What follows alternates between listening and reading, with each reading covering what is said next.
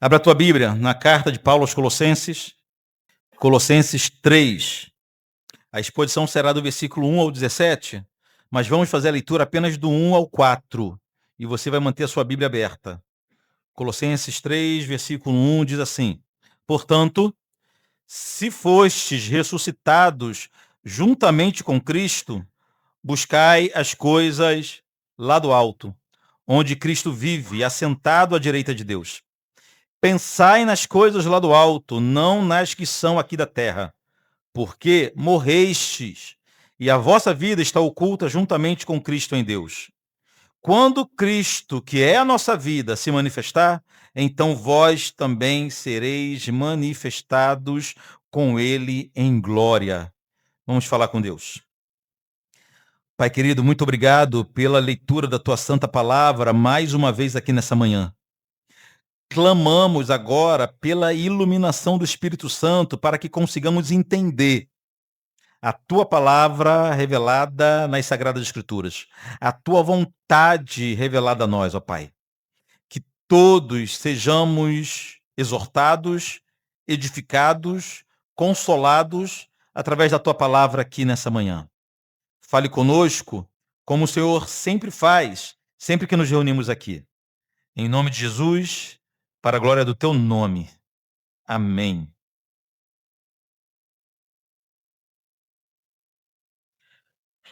A carta aos Colossenses é uma carta doutrinária.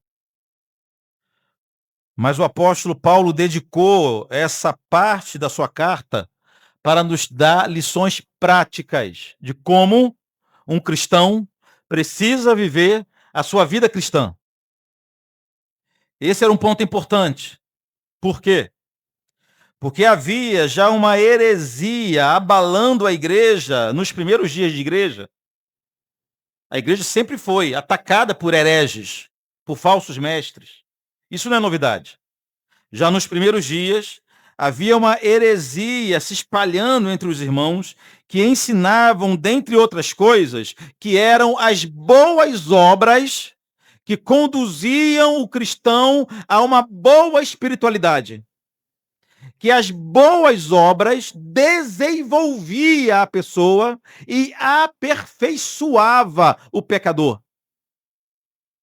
Uma mentalidade que encontramos em várias culturas religiosas diferentes. Aqueles que acreditam, por exemplo, na reencarnação, que a reencarnação é uma oportunidade da pessoa se aperfeiçoar com boas obras até alcançar a perfeição, ou o nirvana, como creem, e ali não sabe nem mais o que acontece. Acho que desaparece, um negócio assim.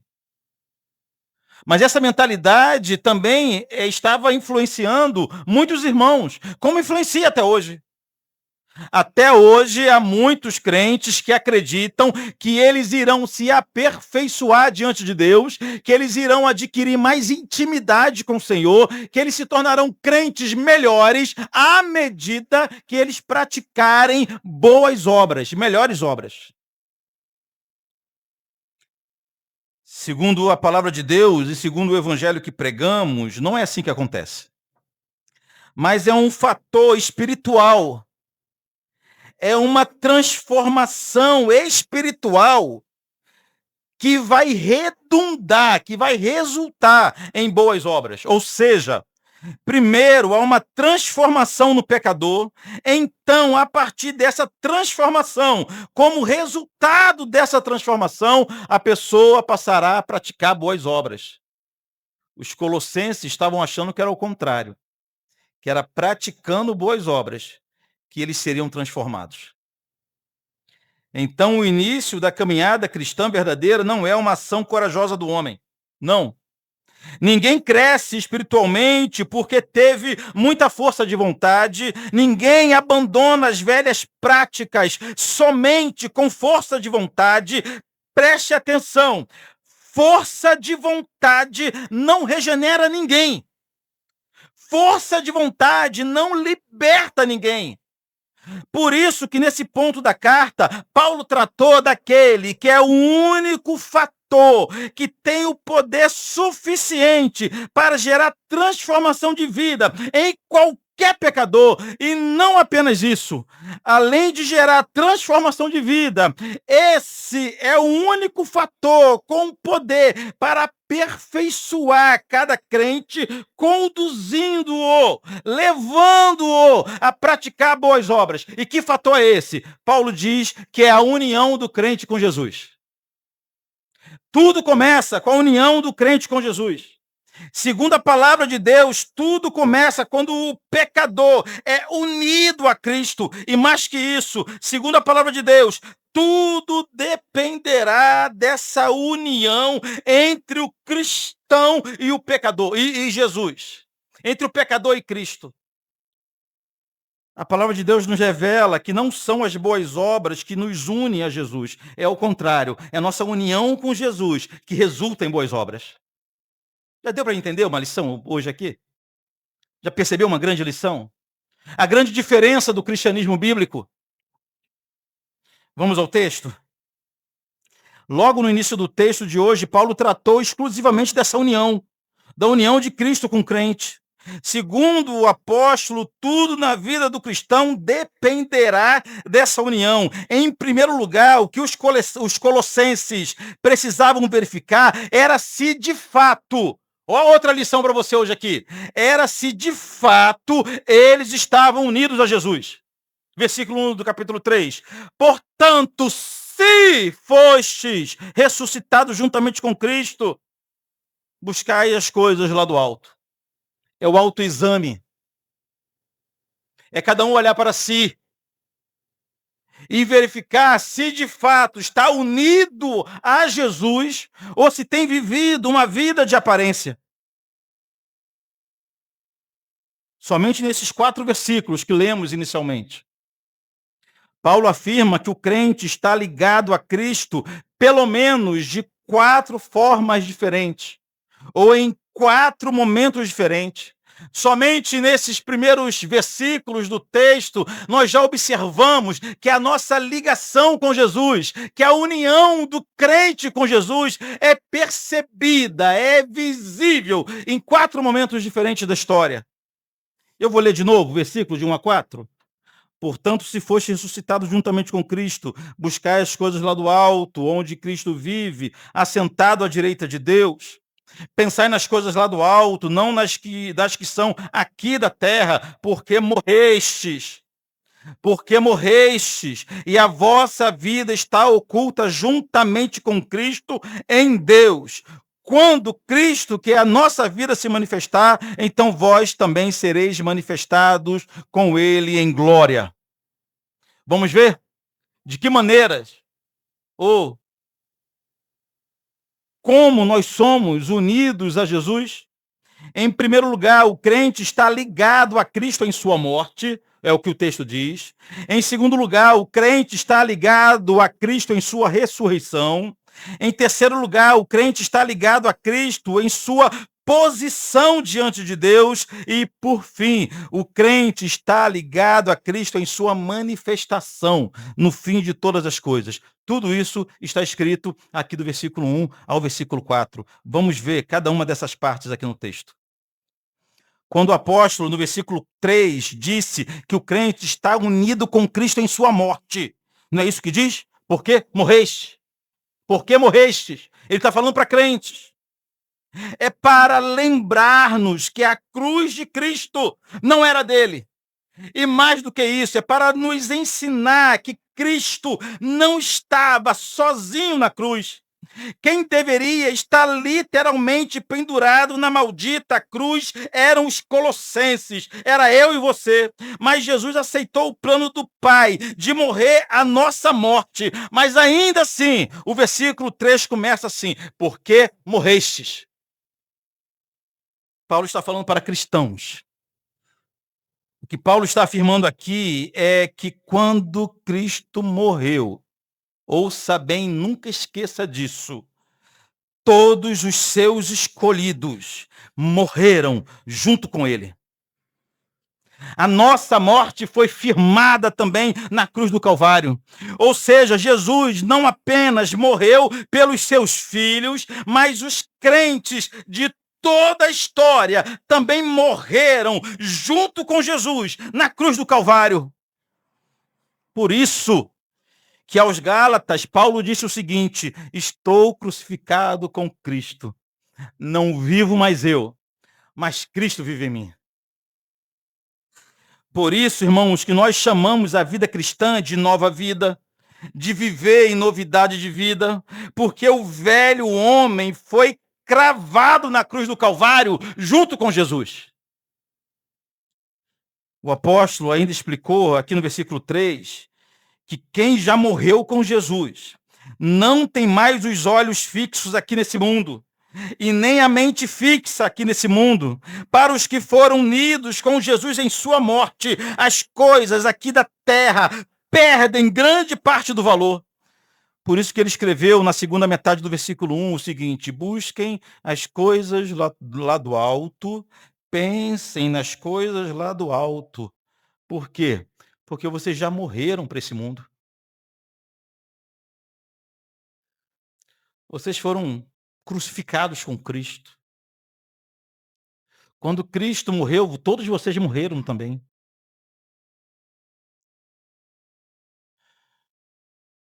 Então, em primeiro lugar, o verdadeiro cristão está unido com Cristo em sua morte. Mas não para por aqui. A Bíblia também diz que somos unidos com Cristo em sua ressurreição. Versículo 1 que nós lemos. Portanto, se fostes ressuscitados juntamente com Cristo. Nesse ponto, Paulo está lembrando da poderosa vitória de Jesus sobre a morte. Esse mesmo apóstolo, escrevendo aos Coríntios, ele perguntou o seguinte: onde está, ó morte, a tua vitória? A resposta é que Jesus venceu a morte, Jesus triunfou sobre a morte, mais do que isso, Jesus ridicularizou a morte. Mas a boa notícia aqui na carta aos Colossenses é que Jesus não apenas triunfou sozinho sobre a morte, mas os crentes também venceram a morte juntos com Jesus. Quando ele ressuscitou, todos nós ressuscitamos junto com ele. Olha que maravilha! Já vencemos a morte, minha irmã. Já vencemos a morte, meu irmão. A morte não tem mais domínio sobre nós. A morte não tem mais governo sobre a vida dos filhos de Deus. A morte para a gente não é o fim. A morte não é o fim da esperança do cristão, porque o crente está unido com Cristo também em sua ressurreição, e estar unido com Cristo em sua ressurreição é saber que nós já fomos vitoriosos, já derrotamos a maior inimiga de nossas vidas, que é a morte. Aleluia!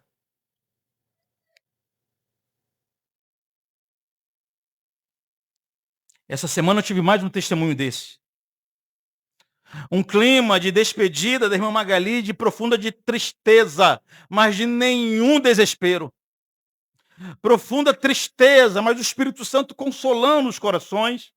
E todos ali sabendo que não veriam mais a irmã Magali por um tempo, mas que em breve se reencontrariam com a serva de Deus, porque nós fomos ressuscitados com Jesus.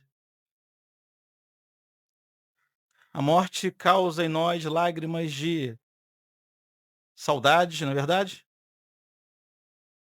Uma dor de uma ausência, mas desespero nunca. Desespero jamais.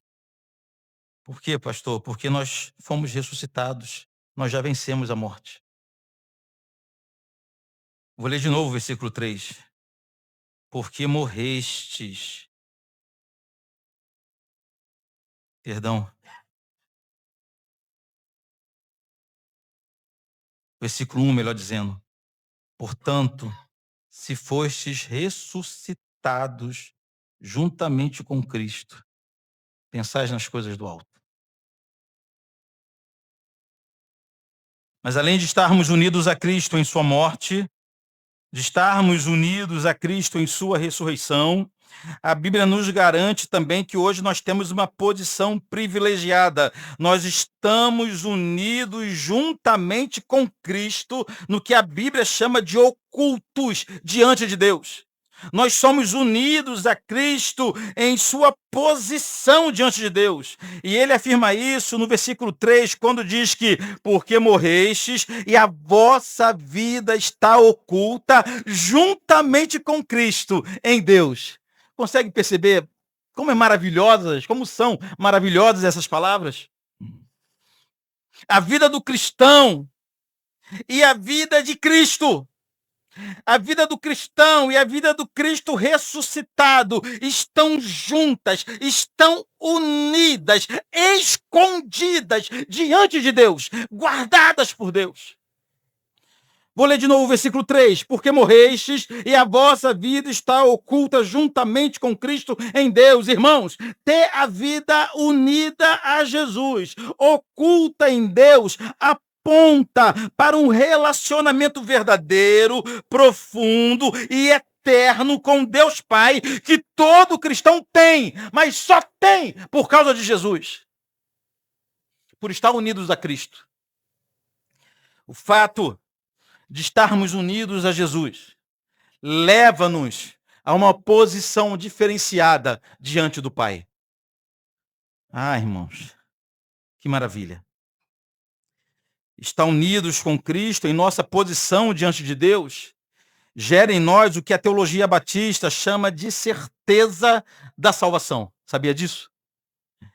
É a nossa união com Cristo que nos garante que estamos bem guardados nas mãos de Deus, abrigados no esconderijo do Altíssimo, e por isso temos certeza que chegaremos ao destino final, porque nossa vida não está solta, aleatória, à mercê do vento, nada disso. Nossa vida já está oculta em Jesus, já está oculta em Deus. Somente daqueles que estão unidos a Jesus. E vamos seguir? E por fim, Paulo nos ensina que chegará o dia que nossa união com Cristo será visível a todos os homens. Vejamos o versículo 4. Quando Cristo, que é a nossa vida, se manifestar, então vós também sereis manifestados com Ele em glória. Rapaz, essa é a hora que se a gente está numa igreja pentecostal, isso aqui ia pegar fogo, não ia? Ninguém ia segurar vocês aqui. O apóstolo está ensinando que temporariamente os filhos de Deus, apesar de estarem unidos a Cristo, ainda vivem no meio de um povo sem Deus. Homens e mulheres que já estão unidos a Jesus em sua morte, em sua ressurreição, em sua posição diante de Deus, ainda necessitam andar, morar, trabalhar, estudar com todos os outros homens desse mundo. Mas a palavra de Deus nos lembra que chegará o dia que Jesus se manifestará em glória e todo olho verá, e quando ele se manifestar em glória, que todo olho verá, toda a terra verá os filhos de Deus manifestados com Cristo em glória. Eles contemplarão definitivamente que a tua união com Cristo não é apenas uma teoria, que a tua união com Cristo não é invenção de pregadores, mas que a tua união com Cristo, que foi selada na eternidade e foi executada na cruz do Calvário, será visível para todos. Todos que olharão e verão Jesus se manifestando, e sua igreja do seu lado, e você ao lado de Cristo, porque a Bíblia nos garante que nós também seremos, que a nossa união com Cristo será manifestada em glória eterna também. Todos saberão, definitivamente, que a união do crente com Cristo é uma união verdadeira, gloriosa, perfeita e, o melhor de tudo, eterna.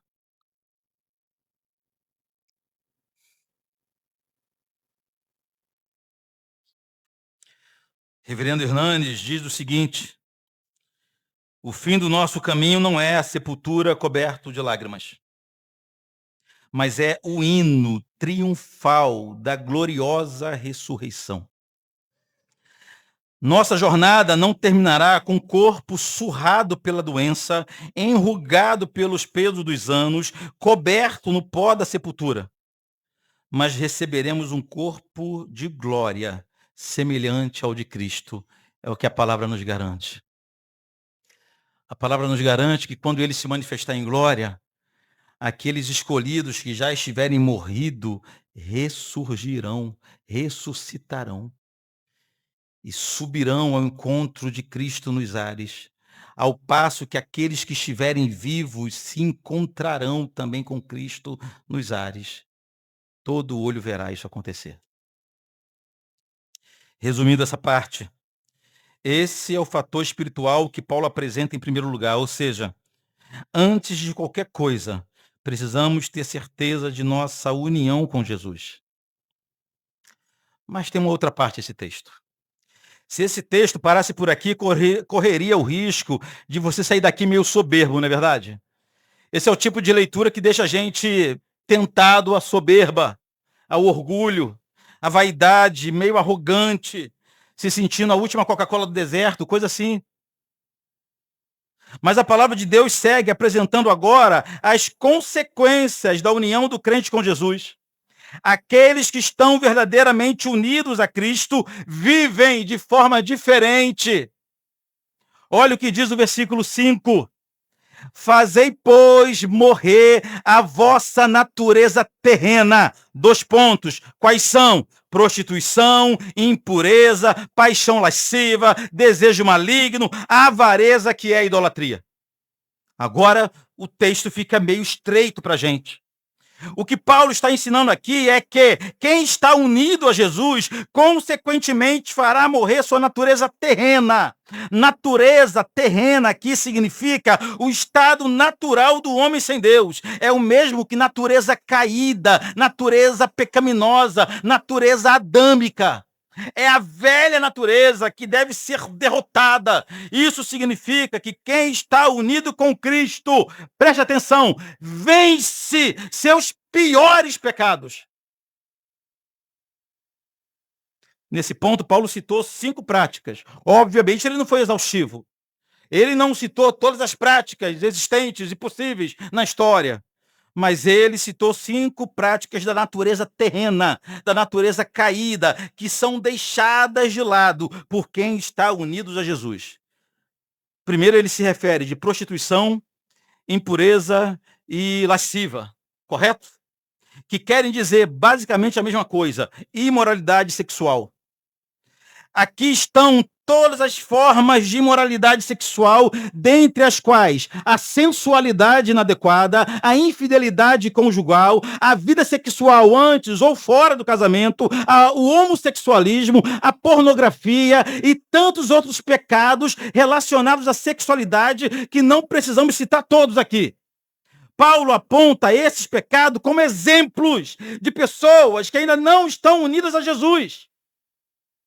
Que quem está unido a Jesus tem força e tem habilidade dada por Deus, não por si mesmo, para vencer os seus piores pecados, para vencer, para dominar sua natureza pecaminosa. Correto? Outra marca da natureza pecaminosa é o que Paulo chama de desejo maligno, que em uma tradução melhor seria cobiça maligna.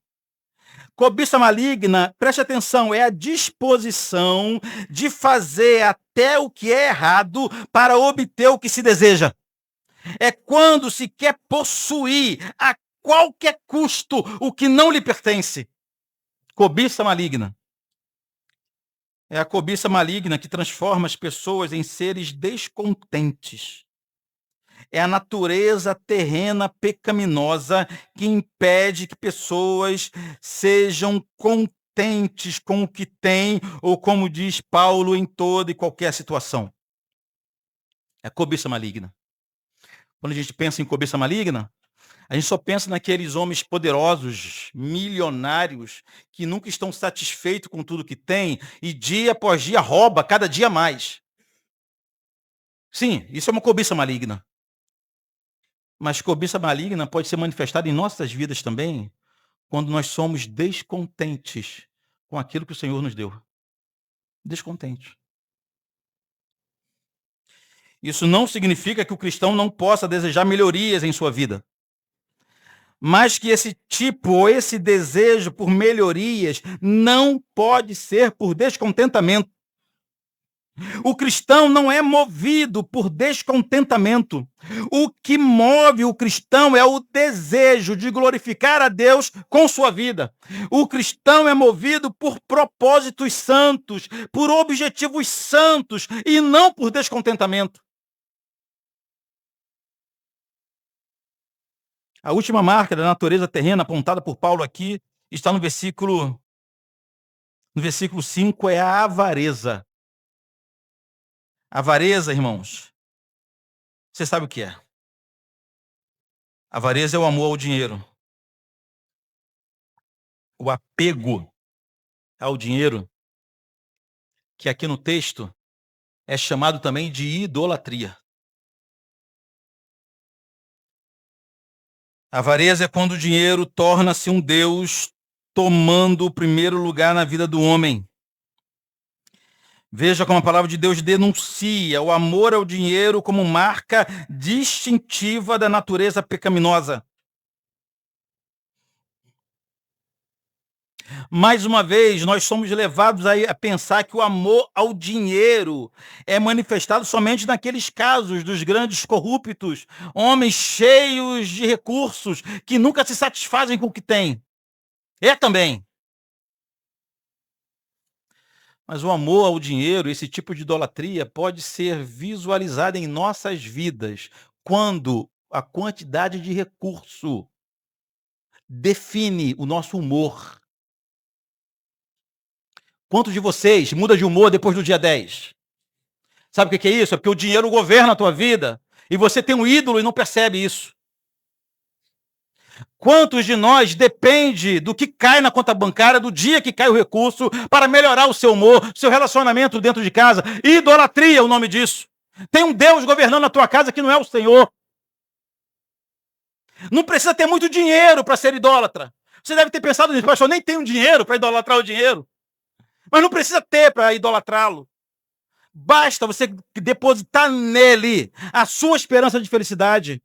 Quer ver uma forma de manifestação do amor ao dinheiro? É aquela pessoa que acredita que quando passar em tal concurso, quando alcançar tal salário, quando vender tal propriedade, quando fechar tal negócio, que condicionam a sua vida a um projeto financeiro, a chegada de um recurso financeiro. O nome que a Bíblia dá a isso é de idolatria, amor ao dinheiro.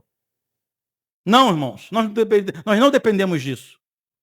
Não dependemos de um concurso público, não dependemos de um bom emprego, não dependemos de um bom salário, não dependemos de ganhar na Mega Sena, não dependemos de fechar um bom negócio, não dependemos de nada disso.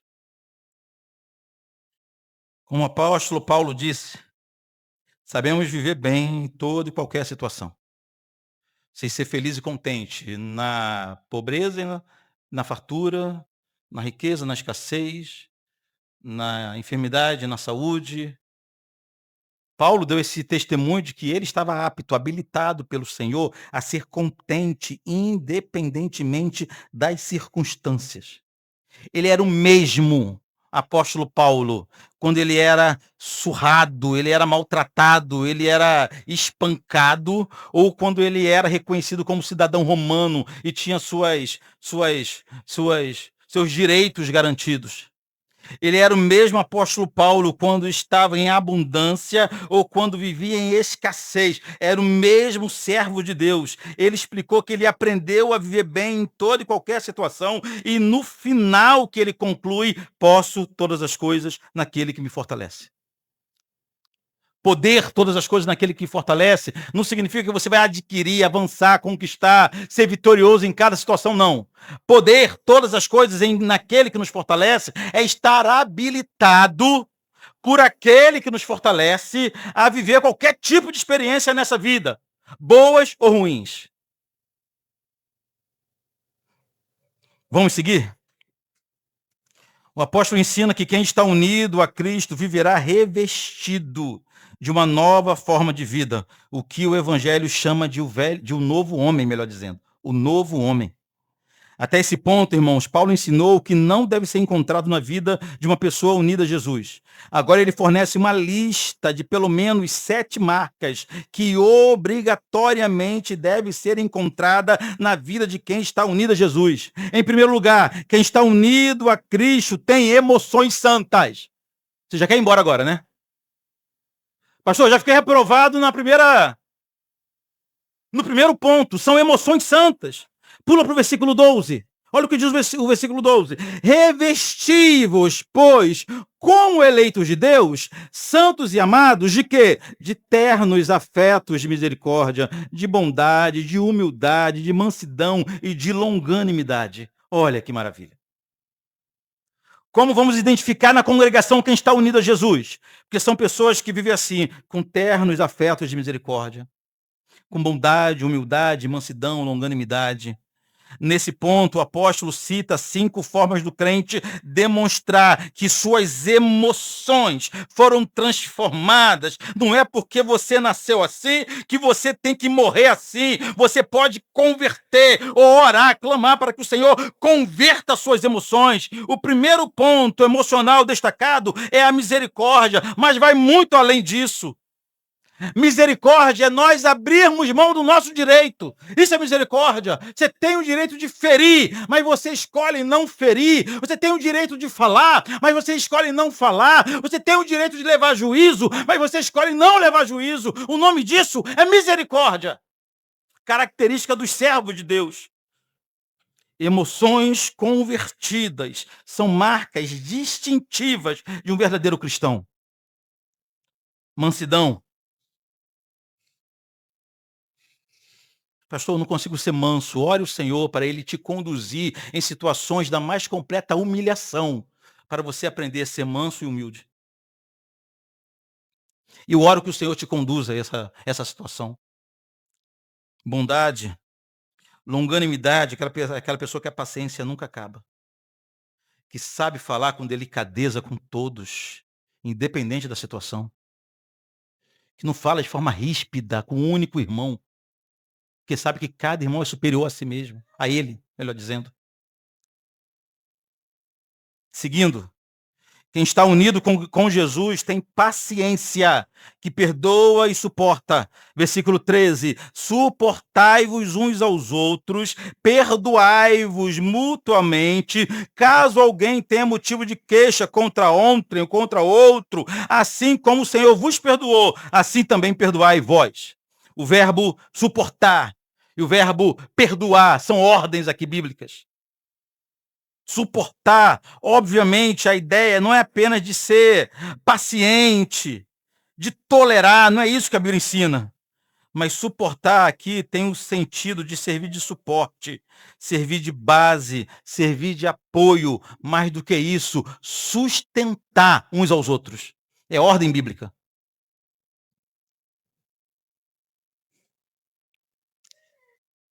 E aí, esse ponto ainda nos ensina que você quer aprender a suportar, a perdoar, olhe para Jesus.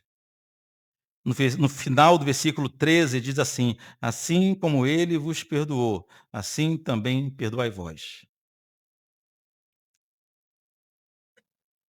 Seguindo, quem está unido com Cristo é governado pelo amor. Versículo 14. Acima de tudo isto, porém, esteja o amor, que é o vínculo da perfeição. Vejam que Paulo aponta o amor como elemento indispensável na vida do crente. O amor deve ser a força que move todas as outras ações. E vamos seguir.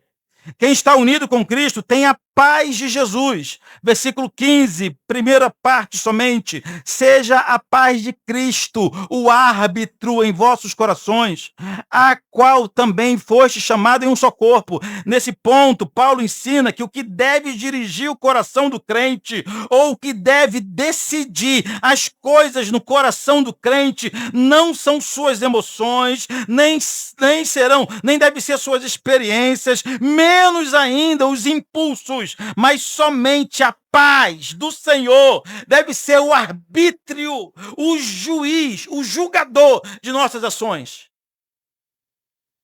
Seguindo, quem está unido com Cristo tem gratidão, segunda parte do versículo B, e sede agradecidos. Ser grato é marca distintiva de um verdadeiro cristão, que sabe que nada do que tem é por merecimento.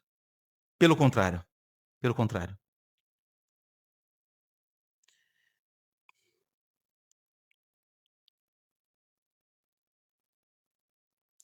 Um jovem que deu testemunho para a gente lá em Atibaia, durante nossas férias, ele falou que ele foi criado na igreja com excelente teologia, ele falou isso.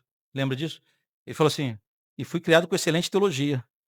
Chegava para o meu pai com uma nota 10, pai, tirei nota 10, o que eu mereço. Meu pai falava: "Você merece ao inferno, você é pecador.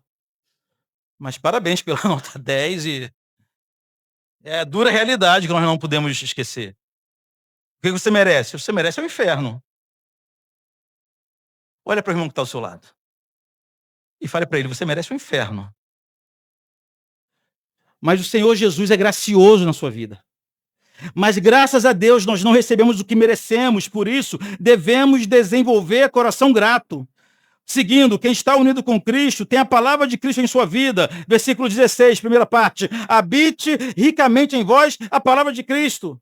Somos governados pela palavra de Deus. E, por fim, quem está unido com Cristo tem comunhão com a igreja, irmãos. A segunda parte do versículo 16. Instruí-vos, aconselhai-vos mutuamente em toda sabedoria, louvando a Deus. Isso aqui é um culto. Louvando a Deus com salmos e hinos e cânticos espirituais, com gratidão em vosso coração. Ou seja, Paulo finaliza apontando a comunhão dos santos como sendo uma marca distintiva da vida de quem está unido a Jesus.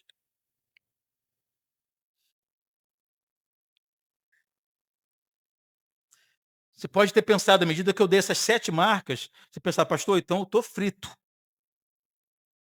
Tá ruim para mim". Quem passou nas 7? Quem passou? Quem é um mentiroso que passou nas 7 aí? Ah, queridos, a nossa esperança é que nada disso depende de nós. Contamos com a graça do Senhor para nos aperfeiçoar. Mas preste atenção, a partir da tua ligação com Cristo, e não antes da sua ligação com Cristo. Há diversas outras passagens ao longo das Escrituras que revelam que o crente está unido a Jesus. Se você gosta de anotar, João 15, versículo 5 diz, Jesus disse que nós somos os ramos e ele é a vinha.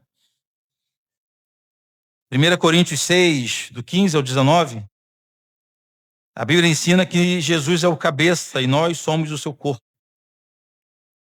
1 Pedro 2, do 4 ao 5, diz que Cristo é o fundamento e nós somos as pedras vivas, unidas ao fundamento. E por fim, Efésios 5, 25 e 31, aponta o casamento entre o marido e mulher para a união de Cristo com a igreja. Ou seja, a Bíblia é cheia, repleta de analogias que nos informam, nos ensinam sobre a realidade de nossa união com Cristo Jesus. Além dessas imagens bíblicas, a específica frase "em Cristo", o termo "em Cristo", ocorre 25 vezes somente nas epístolas de Paulo. Podemos dizer que a união do crente com Cristo ocasiona todos os benefícios de nossa salvação, de nossa redenção. Tudo começa com a nossa união com Jesus. Um documento da nossa fé, um documento antigo da Reforma Protestante, é o Catecismo de Heidelberg, escrito em 1563, no início da Reforma Protestante.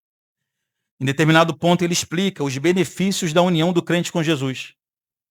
O catecismo é feito de perguntas e respostas, correto? A questão número 60, procura depois desse catecismo. Catecismo de Heidelberg. A questão 60 é feita a seguinte pergunta: como você é justo diante de Deus? Uma boa questão, não é? Aí o catecismo responde da seguinte maneira, nos tranquilizando: apenas por uma genuína fé em Cristo Jesus, isto é, embora minha consciência me acuse de que pequei gravemente contra todos os mandamentos de Deus, e não guardei nenhum deles apenas, e ainda sou inclinado a todo mal, ainda assim Deus, sem qualquer mérito meu, por pura graça, concede e imputa a mim as perfeitas satisfação, justiça e santidade de Cristo, como se eu nunca tivesse tido ou cometido qualquer pecado, ou como se eu mesmo tivesse cumprido toda a obediência que Cristo transmitiu a mim, se eu apenas aceitar tal benefício com o coração crente. Então, queridos, muitas pessoas pensam que sua santificação, sua transformação espiritual, sua transformação à imagem de Cristo é simplesmente uma questão de tentar com mais força, com mais vontade, de ser melhor, de se decidir ser mais santo. Contudo, uma coisa que deveria estar clara é que o que Jesus claramente disse para cada um de nós. O que Jesus nos disse em João 15:5 deve ser aplicado em todas as esferas de nossa existência, inclusive em nossa busca por santidade. Disse Jesus: eu sou a videira, vós os ramos. Quem permanece em mim e eu nele, esse dá muito fruto, porque sem mim nada podeis fazer. Sem Jesus podemos fazer nada. Mesmo nos santificarmos, nos aperfeiçoarmos, precisamos de Jesus. É a união do crente com Jesus que nos habilita a vivermos diante de Deus, vencendo a nossa carne, sepultando o velho homem e vivendo para a glória de Deus. Eu quero terminar com 3 aplicações, apenas 3.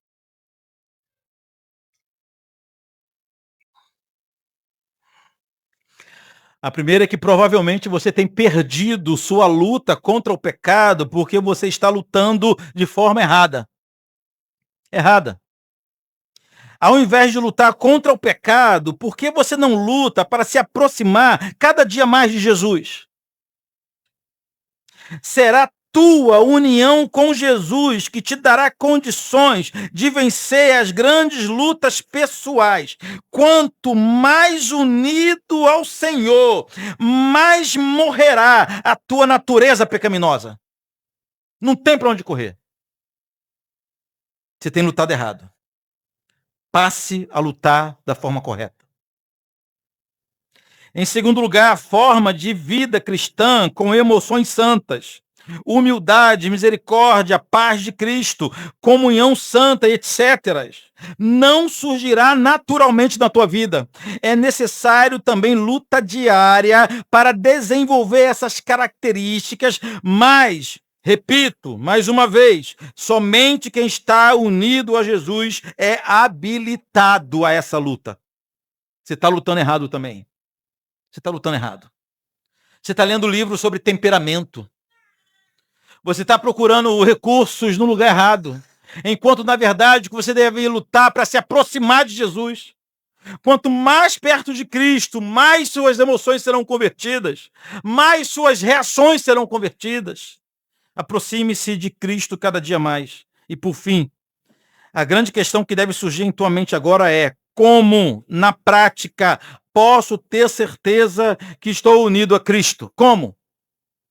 A primeira grande marca de você estar unido a Jesus é o arrependimento. Se você se envergonhou dos seus pecados e se arrependeu dos seus pecados, confesse-os a Jesus.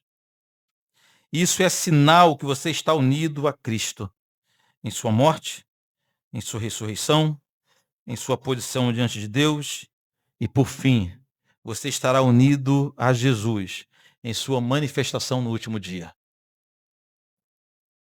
Arrependimento de pecado, abandono de pecado, é evidência que a tua união com Cristo foi sim estabelecida na cruz do Calvário e você pode sim ser contado entre os santos. Amém?